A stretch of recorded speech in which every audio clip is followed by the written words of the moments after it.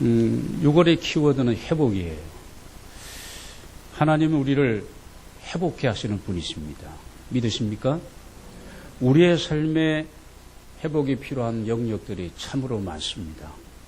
제가 한번 쭉 열거해 보겠습니다. 하나님과의 관계 회복. 끊어졌던 이 관계, 멀어졌던 이 관계를 우리는 다시 복구해야 되고 회복해야 됩니다. 하나님과의 관계가 제일 중요합니다. 그리고 우리는 사랑하는 사람들과의 관계도 회복해야 됩니다. 그래서 우리 부부간에 있어서 같이 살기는 삽니다만은 뭔가 회복되지 못했던 그런 부분들이 있다면 회복해야 될 것입니다. 또 부모와 자녀의 관계도 역시 마찬가지입니다. 뿐만 아니라 건강도 우리가 회복해야 됩니다. 약하고 지치고 주체할 수 없는 우리의 이 약한 부분들을 여러분 주 예수 그리스도의 이 복음 안에서 회복하는 은혜가 있게 되시기를 바랍니다. 지지부진한 이 사업도 하나님이 허락하신 이 경영하는 모든 이런 하나님의 기업인 나의 모든 영역들도 회복되어야 되는 거예요. 영성 회복. 여러분 예배자로서의 내가 회복되어지고 주님이 기뻐하시는 그런 내가 예배를 주 앞에 올려드리고 주께서 말없이 우리에게 부어주시는 그 은혜를 우리가 경험할 수 있는 그런 회복의 역사. 믿음도 회복되는 미지근한 믿음, 작은 믿음, 약한 믿음, 여기에서 강한 믿음, 신앙의 장부가 되어지고 열정도 회복해야 됩니다. 전에는 그렇게 뜨겁게 기도했는데 내 기도의 자리가 무너지고 여러분 기도의 중요성도 우리가 상실하고 기도의 열정 회복되어지고 영혼 사랑의 열정도 회복되어야 됩니다.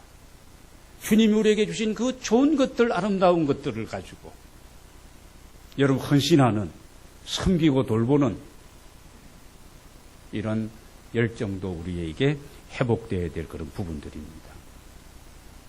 여러분 그것뿐이겠습니까? 사회적으로 생각하면서 정치적으로 생각해도 이 나라를 생각해도 경제적으로 모든 것이 여러분 회복이 필요한 시대인 줄로 믿습니다. 회복이 필요 없는 사람은 이 땅에 누가 있을까요? 아무도 없습니다. 그러면 여러분 우리가 이런 어려운 여러 가지 영육 간의 이런 상황 속에서 우리가 힘들고 살아가고 있는데 회복은 과연 가능하단 말인가? 여러분 황무지가 장미꽃이 피는 이런 역사를 이루시는 누가 계세요? 하나님이 계시기 때문에 가능한 겁니다. 홍해를 육지같이 가르시고 여러분 그 사막의 그 황야의 땅에 엘림의 오아시스를 준비하시고 만나와 메추라기를 공급하시며 구름기둥과 불기둥으로 인도하신 누가 계세요? 하나님이 계시기 때문에 그 구원의 하나님, 우리와 함께 하신 하나님, 내 인생길 광야길에 나와 동행하신 하나님이 계시기 때문에 여러분 가능한 줄로 믿습니다. 이스라엘 백성을 이집트 400년 동안의 그 속박으로부터 그 종살이로부터 해방을 주신 그 하나님. 하나님의 백성이 우상을 숭배하고 하나님의 말씀을 떠나서 하나님이 징계하시고 사랑의 채찍을 드심으로 아시리아와 바벨로니아에 흩어져 있던 70년 이상 포로 생활하던 그들을 하나님께서 다시 고토로 돌아오게 하시고 그 하나님이 오늘 저와 여러분의 하나님이신 줄로 믿습니다. 이 회복해 하시는 하나님, 여러분 그 하나님 앞에서 회복의 은혜를 누리게 되시기를 바랍니다. 그 비결은 이거입니다. 내가 먼저 하나님을 바라보고 믿고 그 하나님의 말씀을 붙들고 내가 살아가야 됩니다. 그분과 언제나 동행하는 그런 우리의 신앙의 아름다운 삶. 또한 예수 그리스도를 나의 구원의 주님으로 믿고 영접하고 그 이름의 능력을 내가 믿어야 되는 거예요. 한번 우리 같이 이렇게 좀 한번 외쳐보겠습니다. 예수 이름이면 충분합니다. 그 예수 이름이면 예수 한 분이면 충분하다는 겁니다. 왜냐하면 이 세상에 주신 최고의 이름이 예수 그리스도이십니다. 다른 이름을 주신 적이 없는 거예요. 예수 그리스도의 이름, 그 이름의 권세와 능력, 우리를 죄에서, 우리를 사망에서, 우리를 율법의 속박에서 자유케 하신 그 이름, 예수 그리스도의 이름은 사탄의 세력도 정복하게 됨을 믿으시기를 바랍니다. 여러분, 그 이름 예수 그리스도 우리가 붙들고 보혜사 성령님을 우리가 환영하고 매일매일 그 성령님과 함께 우리가 동행하면서 그분께 나의 삶을 의탁하고 여러분 성령 충만함으로 우리가 살아가게 된다면 우리의 삶에는 회복의 은혜와 역사가 매일매일 계속될 줄로 믿습니다. 여러분, 이런 삶을 가리켜서 무슨 삶이라고 얘기하느냐? 복음적인 삶이라고 얘기합니다. 여러분, 내가 복음적인 삶을 살아가느냐, 살아가지 못하느냐, 무엇을 가지고 우리가 헤아릴 수 있느냐, 판가름하느냐, 주일과 주일 사이, 오늘 우리가 환경주의를 지킵니다. 다음 또 한 주간 지나고 나서 주일을 또 우리가 이 자리에 모여서 공예배로 하나님께 약속한 시간에 드릴 것입니다. 이 주일과 주일 사이에서 내가 어떻게 살아가느냐? 복음적인 삶을 살 수도 있고 그렇지 않을 수도 있는 겁니다. 우리는 한 주간 살아가는 동안에 정말 하나님 앞에서 내가 예배하는 그런 마음을 가지고 그런 중심을 가지고 살아야 됩니다. 우리가 영혼들을 생각하며 선교적인 마인드를 가지고 우리가 살아야 됩니다. 예배하는 그 중심으로 영혼들을 생각하고 그들을 향하여 사랑하는 마음으로 복음을 전하고자 하는 그런 선교적인 마인드입니다. 그리고 그들을 위해서 내가 할 수 있는 일이 무엇일까? 나눔과 섬김을 주일과 주일 사이에서 내가 실천하게 되어진다면 지난 한 주간이 복음적인 삶이 되어서 주님이 기뻐하시는 우리의 한 주간이었을 것이고 그렇지 못했다면 아직까지 내가 복음적인 삶을 살아가는데 부족함이 있다는 이런 증거입니다. 우리가 어떻게 이 복음적인 삶을 살 수 있느냐? 하나님의 말씀이 내 안에 역사하고 여러분 성령께서 강력하게 나를 터치한다면 우리가 복음적인 삶을 살아갈 수 있는 줄로 믿습니다. 말씀을 사모하시길 바랍니다. 성령님을 사랑하고 환영하고 성령님과 함께 그 기름 부으심의 은혜 안에서 여러분 살아가기로 소원하시고 그리고 성령은 인격적인 영이십니다. 우리가 이렇게 의논하고 또 다스림을 받으면서 여러분 그렇게 살아간다면 우리가 복음적인 삶을 우리 모두가 살아가게 될 줄로 믿습니다. 오늘 우리가 짧은 동영상을 보았습니다. 이 동영상의 핵심은 그거예요.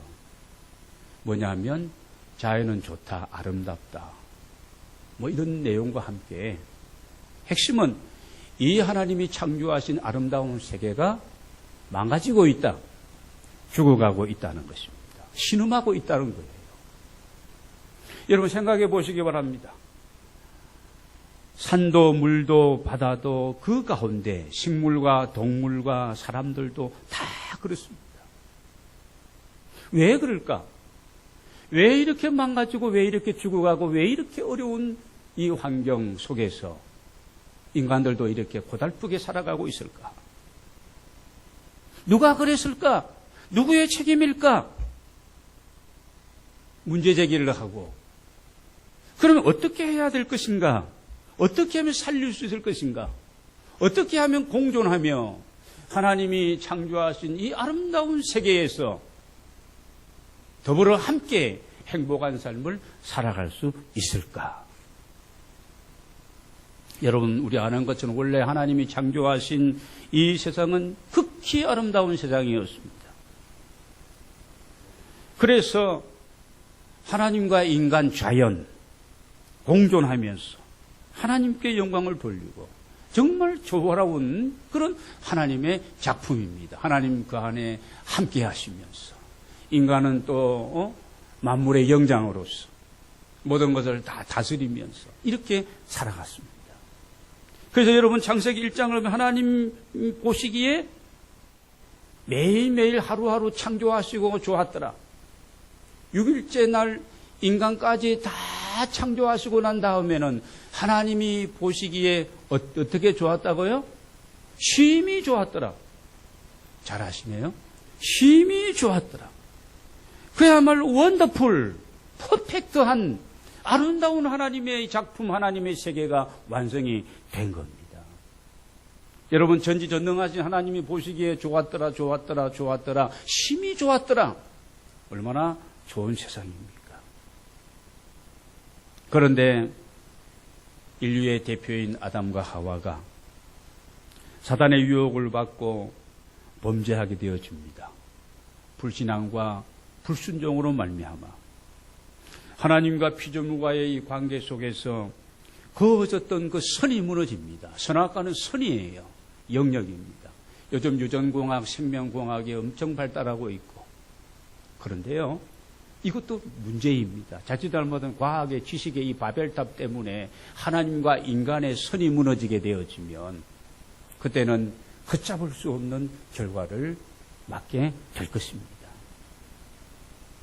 그래서 책임을 감당하지 못한 우리들 때문에, 인간 때문에 땅이 저주를 받게 되어집니다. 창세기 3장 17절부터 19절까지 보면은, 자, 이렇게 불순종하고 이렇게 범죄함으로 땅이 거칠어지고 땅에는 엉겅퀴와 가시덤불이 돋아나고 사람이 얼굴에 땀을 흘려야만이 먹을 것을 얻게 되어지는 이런 세상이 되어진 거예요. 그럼에도 불구하고 여러분, 우리가 사는 세상은 많이 망가졌음에도 불구하고 어떤 세상? 아름다운 주 하나님의 세상을 유지하고 있습니다. 여러분, 시편 기자인 다윗은 시편 8편에서 이렇게 노래하고 있습니다. 1절입니다. 여호와 우리 주여, 주의 이름이 온 땅에 어찌 그리 아름다운지요. 여호와 우리 주여, 주의 이름이 온 땅에 어찌 그리 아름다운지요. 3절입니다. 주의 손가락으로 만드신 주의 하늘과 주께서 베풀어 주신 달과 별들을 내가 보오니, 보면서 낮과 밤을 주장하시고 주님이 직접 말씀하시고 만드신 온 자연세계, 지구, 우주를 보니까 너무나 아름답다. 다윗은 그렇게 주님을 찬양하며 노래하고 있습니다. 그러면 우리가 여기에 이 점에서 인간이 범죄했는데 왜 자연도 이렇게 저주를 받아야만 하는가? 여러분, 하나님은 만물의 주인 되셨고 하나님의 형상대로 지음받은 우리, 영성을 가진 우리들입니다. 그래서 우리는 영이신 하나님 앞에 예배할 수가 있는 거예요. 우리는 이성적인 존재입니다. 인격이 있는 겁니다. 그래서 우리는 알고 우리가 또 행동하고 우리가 감정을 느끼면서, 그리고 우리는 이것이냐 저것이냐 내 자유의지를 가지고 선택하고 결단할 수 있는 이런 하나님을 닮은, 이런 하나님의 형상으로 지음받은 우리 인간입니다. 하나님이 왜 그러면 당신의 형상을 닮은 우리 인간을 창조하셨을까? 아주 지혜로운 존재가 우리들이잖아요. 왜 만드셨을까? 하나님은 당신과 동행하시면서 우리를 당신의 대리자로서, 여러분, 창세기 1장 28절 우리가 잘 아는 하나님이 우리에게 주신, 인간에게 주신 문화명령입니다. 하나님이 그들에게 복을 주시며 하나님이 그들에게 이르시되 생육하고 번성하여 땅에 충만하라. 땅을 정복하라. 바다의 물고기와 하늘의 새와 땅에 움직이는 모든 생물을 다스리라 하시니라. 하나님이 우리에게 주신 막중한 사명입니다. 하나님의 작품을 잘 관리하고 다스리라는 우리에게 위임받은, 우리는 하나님으로부터 이 막중한 일감을 맡은, 하나님과 함께 하나님 안에서 의논하고 하나님이 원하시는 대로 우리가 관리해야 될 그런 관리자, 대리자, 매니저로서 하나님 우리에게 그런 위치를 허락해 주신 거예요. 그러므로 우리 인간이 범죄하고 타락함으로 땅이 저주를 받았다, 환경이 이렇게 되었다는 거, 이 환경 위기의 책임은 하나님께 있는 것도 아니고 누구에게도 있는 것이 아니라 바로 우리에게 있다는 말씀입니다. 여러분, 환경 위기의 원인을 생각해 보면 인간의 욕심입니다. 여러분, 지금도 이 욕심은, 이 탐욕은 계속되고 있습니다. 요즘 사회 이슈가 되고 있는 옥시 파동도 그렇지 않겠습니까? 우리 아이들이 죽어가고 있는데, 젊은 엄마들이 죽어가고 있는데, 호흡을 제대로 못하고 있는데, 뻔히 알면서도 탐욕이죠. 그놈의 돈이 뭔지 말입니다. 대학의 교수들이 실험을 맡겨두었더니 여러분, 가짜 보고서를 작성하고 오히려 그 악한 일에 그냥 같이 동참하고, 여러분, 이렇게 우리가 인간이 인간답지 못하게 탐욕으로 욕심으로 물들어가면서 오늘 우리가 살고 있는 이 현실은 기가 막힌 현실입니다. 여러분, 서울의 하늘은, 우리가 서울 이 지역에 살고 있으면서도 정말 이 잿빛 도시가 아닙니까? 잿빛 도시로서 미세먼지 때문에 우리가 정말 숨을 쉬기가 겁이 나지 않습니다. 이런 환경 속에 우리가 지금 노출되어 있는 겁니다. 환경 파괴, 생태계 교란, 오존층의 이 파괴로 말미암아 여러분, 가뭄과 홍수, 사막화되어져 가고, 여러분, 우리가 살고 있는 이 세상의 지진과 해일과 막 이런 상황들, 우리 이 삼천리 금수강산, 여러분, 남궁호 선생님이 지은 찬송가 580장에 보면은 삼천리 반도 금수강산 하나님 주신 동산. 근데 여러분, 그 찬송을 부르기가 뭐가 맞지가 않는 것 같습니다. 어디에 가서도 산성비가 내렸어. 지하수가 다 오염이 되어서 지리산 골짜기의 물도 마음 놓고 우리가 흐르는 물을 마실 수가 없는 겁니다. 이렇게 되었습니다. 이런 환경위기의 원인은 우리의 욕심입니다. 더 편리하게, 더 편안하게, 인간 중심의 세계관의 문제입니다. 자연은 인간 우리가 마음대로 해도 좋은 그런 대상 정도로만 생각하고, 이 자연이 하나님의 것이고 하나님의 작품이고, 이런 우리가 의식이 우리에게 없는 게 문제입니다. 여러분, 자연은 아무 의미 없는 사물 정도가 아니에요. 자연은 생명체입니다. 살아 숨쉬고 있는 거예요. 아까 우리 여기 동영상에도 보았습니다만은 자연은 어머니와 같다 그랬잖아요. 생명을 잉태하고 생명을 보호하고 어머니가 그렇습니다. 여러분, 우리가 그렇다면 지금까지 망가뜨린 이 환경을 우리가 어떻게 해야 될 것인가? 회복시켜야 되는데 누가 회복시켜야 될 것인가? 19절을 보겠습니다. 같이 한번 읽겠습니다. 시작. 피조물이 고대하는 바는 하나님의 아들들에 나타나는 것이니. 여러분, 모든 피조물, 식물과 동물과 이 자연이 고대하고 있는 것은 누가 나타나는 것이라고요? 하나님의 아들들이 나타나는 것이다. 여러분, 하나님의 아들들이 누구입니까? 하나님을 아버지로 믿고 부르는, 여러분, 구원받은 하나님의 사람들, 하나님의 아들과 딸들이 하나님의 사람들 아니겠습니까? 하나님의 사람들은 이 창조의 신앙관을 정립하고 이 피조물의 회복을 위해서 책임감을 가지고 살아야 될 사람들입니다. 예배만 우리가 잘 드린다는 그것으로 끝나는 게 아니에요. 하나님 사랑은 이웃 사랑이고 하나님 사랑은 자연 사랑입니다. 21절을 우리 한번 같이 읽겠습니다. 시작. 그 바라는 것은 피조물도 썩어짐의 종로를 하는 데서 해방되어 하나님의 자녀들의 영광의 자유에 이르는 것이니라.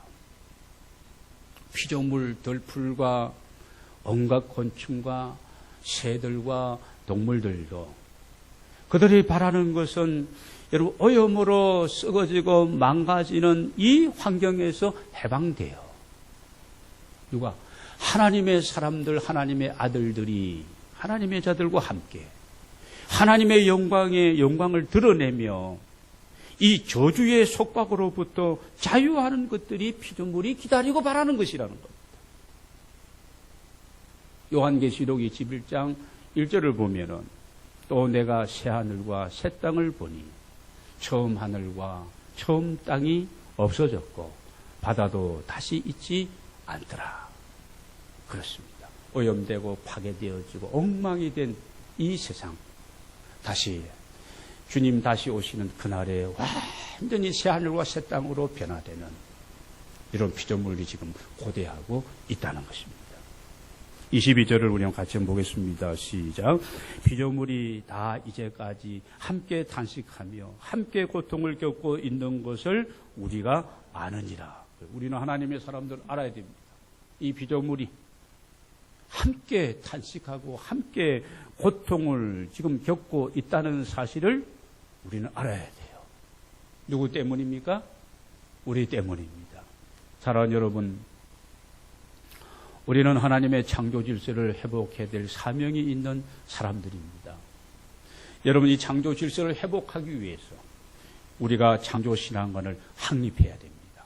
창세기 1장 1절에서 하나님께서 대선언을 하고 계십니다. 태초에 하나님이 천지를 창조하시니라.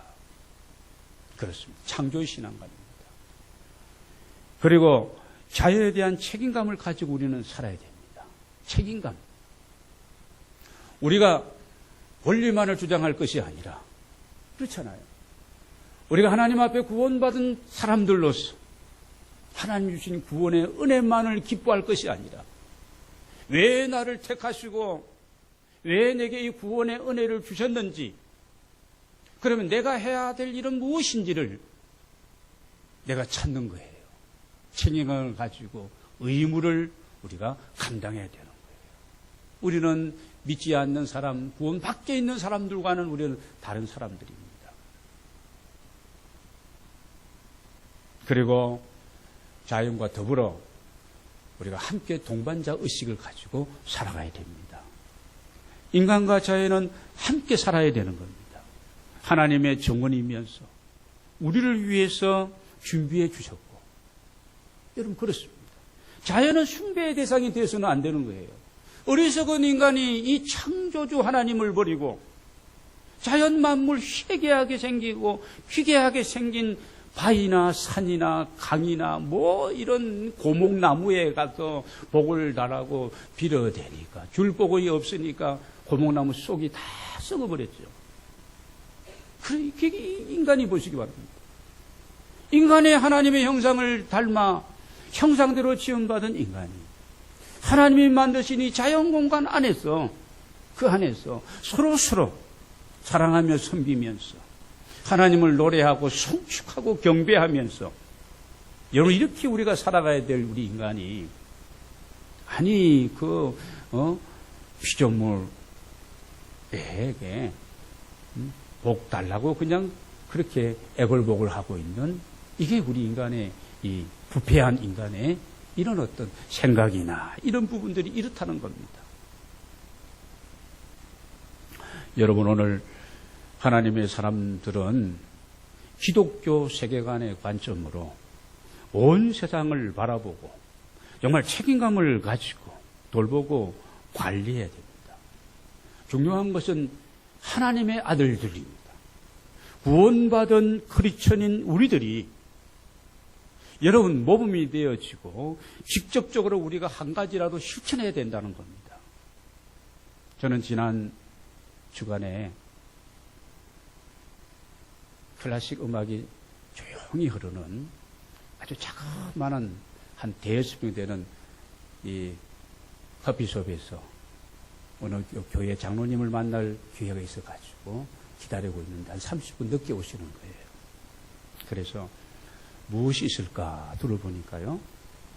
시집이 몇 권 이렇게 꽂혀 있었습니다. 그래서 시집을 다 마침 그 커피숍에 저 혼자밖에 없어 다 갖다 놓고 대충 이렇게 쭉 보면서 마음이 참 차분해지고 참 행복하고 좋더라고요. 커피 향이 흐르지 노래가 또 들려오지 시집을 보니까 좋더라고요. 그런데 아름다운 이 세상 소풍 끝나는 날 누군지 아시겠죠?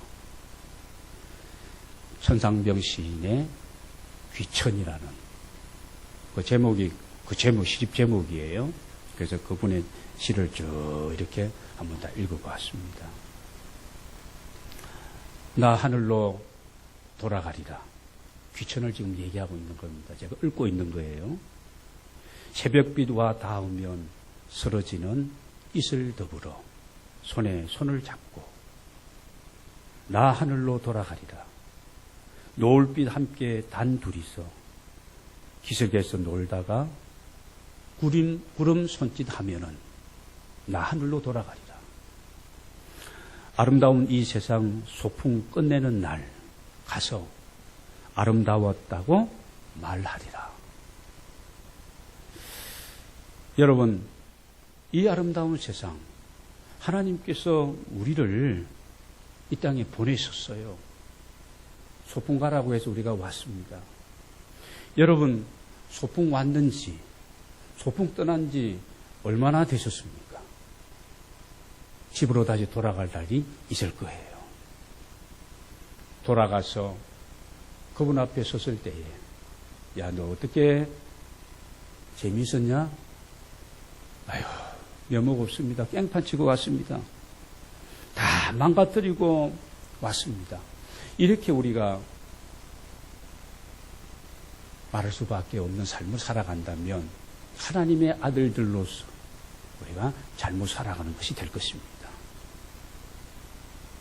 오늘부터 우리가 한 가지라도 실천하는 저와 여러분이 되기를 원합니다.